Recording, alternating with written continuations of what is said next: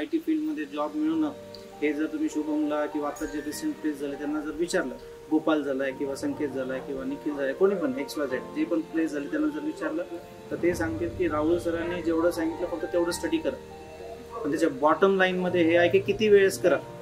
तर मी आज तुम्हाला सांगतो की ते मिनिमम 100 टाइम्स करा. जी गोष्ट तुम्ही, कोणताही ह्युमन जी गोष्ट 100 टाइम्स रिपीट करणार ती त्याला येणारच. मग आपण हे डिफरन्शिएट करण्याची काही गरज नाही की स्टुडंट ITचा आहे किंवा नॉन ITचा आहे.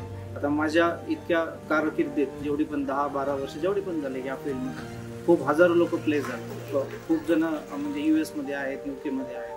त्यातले भरपूर IT आहेत, भरपूर नॉन IT आहेत, भरपूर 60% आहेत, भरपूर नॉन 60% आहेत, म्हणजे 60%च्या बिलो. कोणालाही काही फरक पडत नाही IT इंडस्ट्रीमध्ये. IT इंडस्ट्री फक्त एकच डिमांड करते की तुम्ही जे IT मध्ये काम करणार आहे ते तुम्हाला एकदम परफेक्ट यायला पाहिजे. तर त्याच्यासाठी फक्त तुम्हाला नैसर्गिक जो रूल आहे तो फॉलो करायचा की एखादी गोष्ट तुम्हाला नंबर ऑफ टाइम्स रिवाइज करायची आहे, त्यानेच तुम्हाला यश मिळणार आहे. मग तो स्टुडंट कोणीही असो. हेच मला तुम्हाला आग्रहाने सांगायचं.